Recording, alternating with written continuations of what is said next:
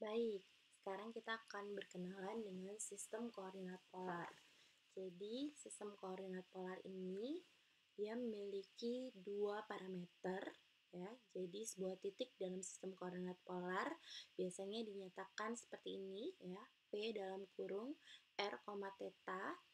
Karena dalam koordinat polar, koordinat suatu titik didefinisikan sebagai fungsi dari arah dan jarak dari titik ikatnya. Ya, jadi R ini dia menyatakan jarak ya dari titik ikatnya, dan theta ini menyatakan arah dari titik ikatnya. Jadi dalam koordinat polar ini kita mengenal yang namanya O ya. O ini ada yang menyebutnya titik ikat, ada yang menyebutnya titik kutub ya.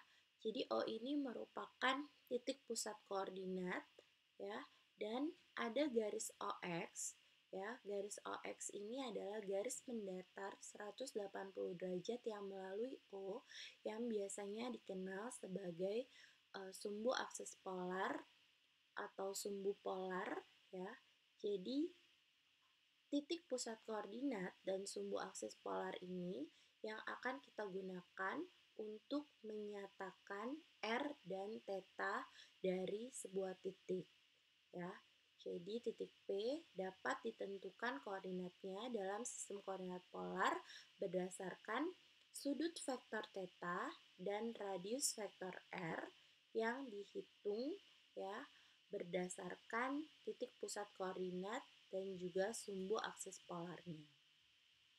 Nah, yang perlu ditekankan di sini, sudut vektor theta bernilai positif jika mempunyai arah berlawanan dengan arah putaran jarum jam.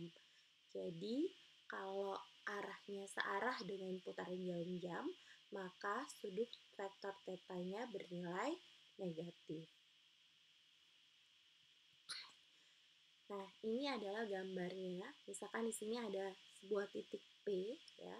Nanti kita harus menentukan O atau titik pusat koordinatnya tadi ya, dan juga sumbu aksis polarnya ya, garis mendatar 180 derajat yang melewati titik O.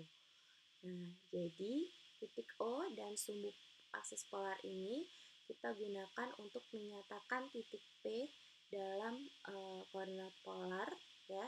Jadi dengan dua parameter tadi, R itu adalah jarak dari titik P ke titik O ya, atau ke titik pusat koordinatnya.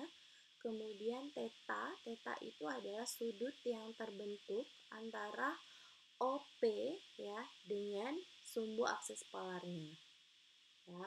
Nah, ini sudut vektor tadi bernilai positif kalau berlawanan dengan arah jarum jam ya. Jadi ini harusnya ada panahnya di sini. Dalam beberapa hal lebih mudah mencari lokasi atau posisi suatu titik dengan menggunakan koordinat polar ya, karena koordinat polar menunjukkan posisi relatif terhadap titik pusat koordinatnya, titik O, dan juga sumbu aksis polar yang berbangkal pada O.